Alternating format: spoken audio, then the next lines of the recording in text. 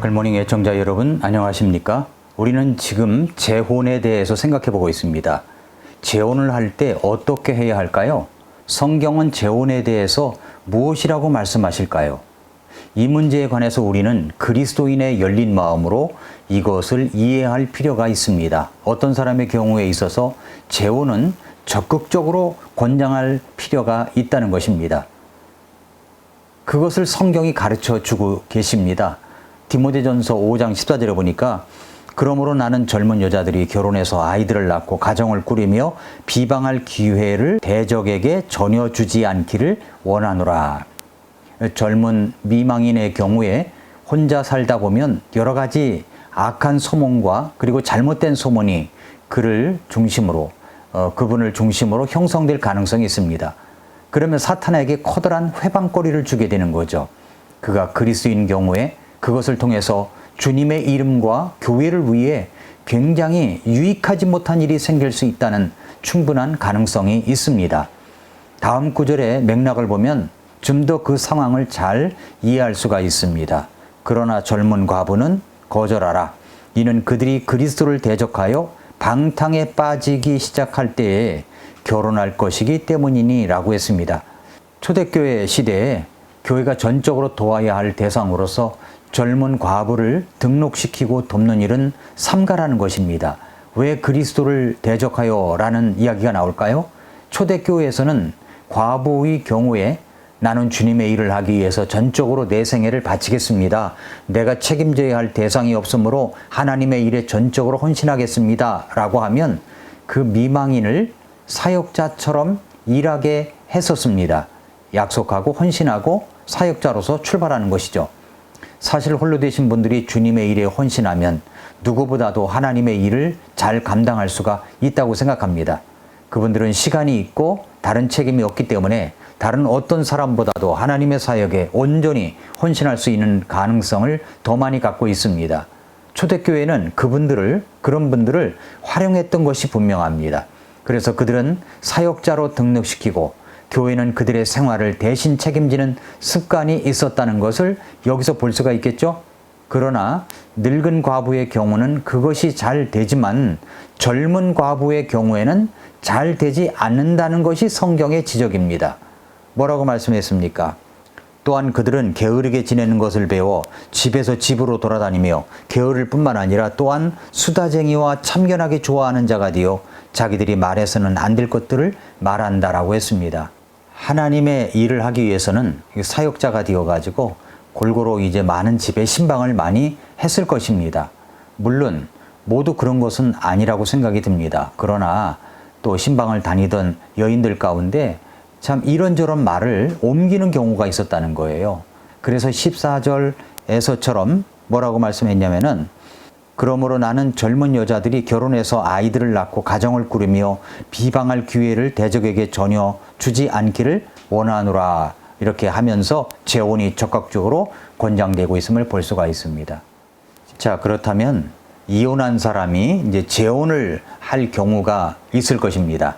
그런데 그 재혼 전에 고려해야 할 사항들이 있습니다. 이혼한 사람이 재혼할 때 첫째, 회개와 용서의 분명한 작업이 선행되어야 합니다. 그러니까 미국 교회에서는 이혼한 사람 또 재혼한 사람을 다룰 때 두 가지 상태로 나누어서 다뤘습니다. 하나는 책임 있는 편이고 다른 하나는 피해받은 편입니다. 이혼하는 경우에 있어서 전혀 잘못된 것 없이 남편에 의해서 일방적으로 이혼을 당하는 경우가 있을 수 있겠죠? 이들은 죄책을 느껴야 할 대상이 아닙니다. 오히려 우리가 긍휼을 베풀어야 할 대상입니다. 바로 피해받은 편이죠. 그러나 여인을 버린 남편의 경우에는 책임이 있는 편입니다. 책임이 있는 사람이에요. 이들은 하나님 앞에서 범죄 상태에 있는 부류입니다. 우리가 이혼한 사람들이라고 해서 그들 모두를 싸잡아 정죄하는 것은 절대로 그리스도인으로서 합당한 자세는 아닙니다. 그 어떤 상황에서 이혼까지 해야만 했었는가라는 상황을 깊이 살펴보고 이해하는 자세가 필요하다고 생각이 됩니다. 특별히 먼저 그가 책임 있는 편인가 혹은 피해받은 편인가를 구별할 필요가 있습니다. 그러나 어느 편이든 이혼의 상태에서 하나님 앞에서 절대로 아무런 잘못이 없다고 말할 수는 없을 것입니다. 그 이혼에 이르기까지 상당한 부분을 그가 책임져야 하기 때문입니다. 물론 피해받은 편인 경우에는 더 이상 죄책감을 느끼게 할 필요는 없겠지만 일단 자기의 과거를 정리하기 위한 분명한 회개와 용서의 작업은 먼저 있을 필요가 있다는 것입니다. 또한 재혼을 하려는 사람이 반드시 고려해야 할 것이 있습니다. 그것은 재혼 대상자가 그리스도인인가 하는 것입니다. 그리스도인과 결혼해야 한다는 것입니다. 교회는 결혼을 고려하는 상대방이 믿는 자가 아닐 때 정말 축복한다고 잘했다고 이야기하기가 어렵지 않습니까? 그러나 상대방이 믿는 자일 때는 우리가 얼마든지 축복하고 격려할 수가 있을 겁니다. 믿는 자는 믿는 자와 재혼해야 합니다. 그가 새로운 가정을 이루려는 이 중요한 마당에서 그의 재혼 생활은 처음 결혼보다 훨씬 더 어려울 수가 있습니다. 이런 상황에서 주 안에서의 결합이 아니라 믿지 않는 자와의 재혼은 너무나도 위험할 수가 있습니다. 재혼을 하기 전에는 상대방이 어떤 사람인가를 분명히 알도록 하는 작업이 필요합니다. 그 상대방이 이혼한 사람이라면 이전 상대방과의 관계가 분명히 청산되었는가를 잘 살펴볼 필요가 있습니다. 혹시 아직도 기다리고 있는 대상이 있는지 알아봐야 됩니다. 만약 우리가 이것을 고려하지 않고 그 사람에게 재혼을 촉구한다면 이것은 하나님 앞에 또 다른 범죄를 일으키는 결과를 초래하게 될 것입니다. 그뿐만 아니라 재혼 이전에 충분한 시간을 두어야 할 필요가 있습니다.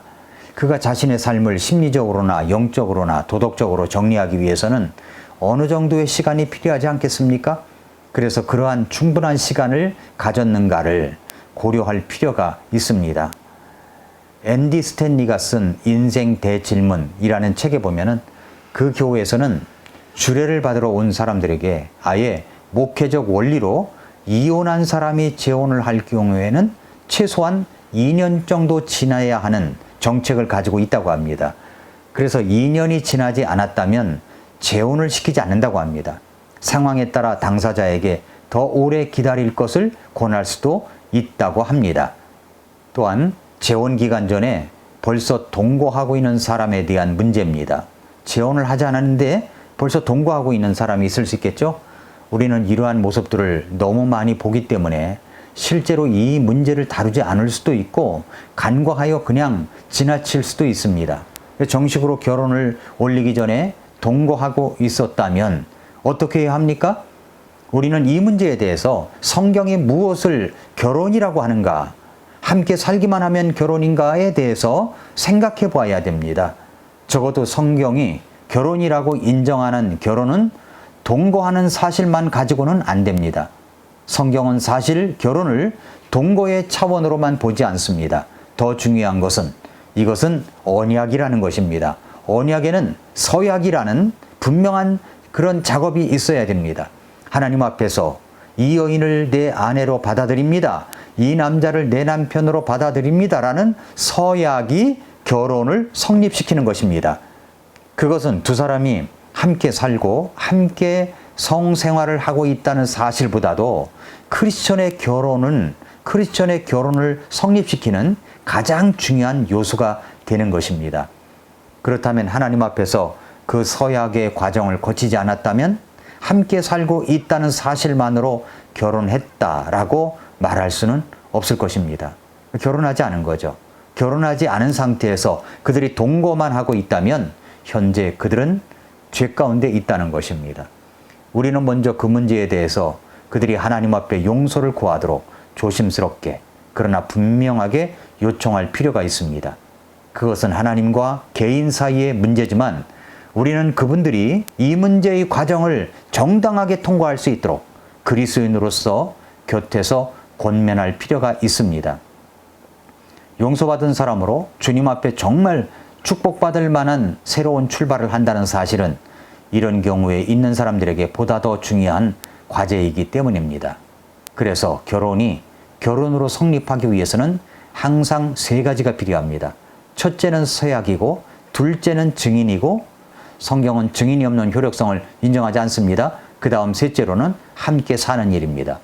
이 세 가지가 함께 있을 때 기독교가 인정하는 결혼이 성립될 수가 있는 것입니다. 또한 재혼하는 분들이 기억해야 할 것은 하나님께서 온전히 용서하셨음을 확신하는 것입니다. 진지하게 하나님 앞에서 용서를 구하고 새로운 출발을 하면서 하나님께서 온전히 용서하시고 함께 하심을 확신해야 합니다. 주님은 더 이상 과거를 묻지 않습니다. 이 용서를 확신할 때 그들은 새로운 미래를 향해서 담대하게 나아갈 수가 있을 것입니다. 그런데 이때 한 가지 더 첨부할 사실이 있습니다. 하나님은 그들의 죄를 용서하셨음에도 불구하고 그들은 본인들의 잘못에 대한 대가를 상당한 기간 동안 지불해야 할 각오를 스스로 해야 한다는 사실입니다.